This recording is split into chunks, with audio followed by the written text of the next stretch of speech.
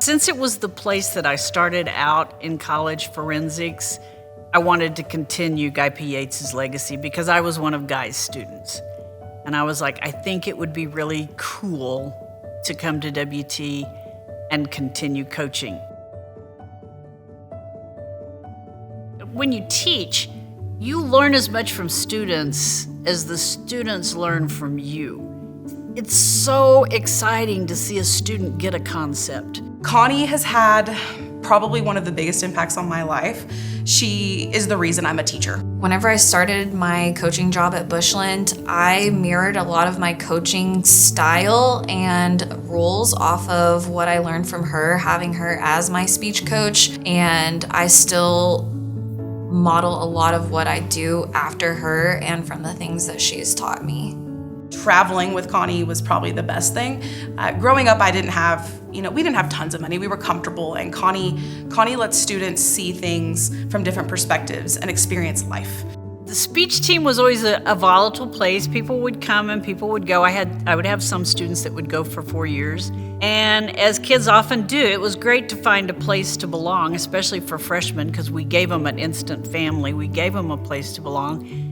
I found that one of the greatest things for these kids was travel. We were at our winter retreat at her family's vacation house, and they had kept saying like, oh, we're gonna take this really cool trip, and none of us really knew what to expect. That's when she disclosed to us that we were going to Disney World, and we were going to Universal Studios, and we were going to compete at a tournament in Florida. Everyone started cheering and jumping up and down. And so when that day came, we got on the plane, and of course I was absolutely terrified. I cried getting on the plane, I cried sitting in the seat, I was in the middle right by Connie, and we took off, and I remember looking at her and being like, that's it? Like, that's really it? And she just laughed. She laughed so hard. And to this day, I fly all the time now, and it's because she pushed me to do uncomfortable things. Kind of hard for me to wrap my head around because I'm like going, am I really worthy of being in the WT Communication Hall of Fame? Because I look at those people and they're kind of like, gods on Mount Olympus. Like Guy Yates, who was my college coach, is up there, and it's like, should I be in the same place where he is?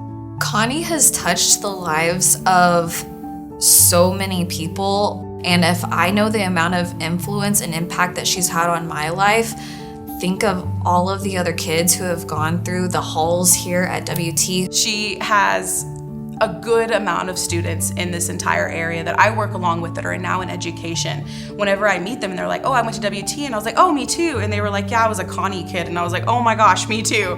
Like, you're a Connie kid for life. I don't think Connie understands the effect that she has had on this program and the lives of everyone that she has touched. And I think that her being in the Hall of Fame is only natural.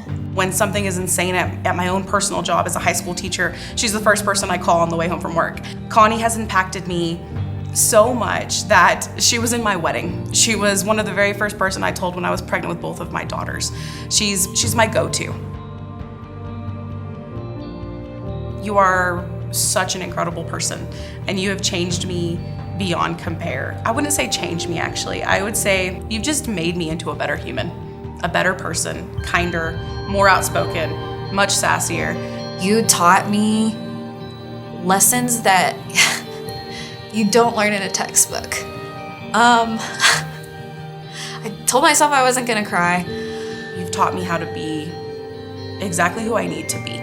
Connie believed in me before I believed in myself. And that's something that I try to take with me and put into my students now. I love you, like just flat out. Connie, I love you. Thank you so much for being that person in my life that I needed. And I hope that one day I have students who look back on me the exact same way. Because if that happens one day, I know that I've done what I need to do on this earth.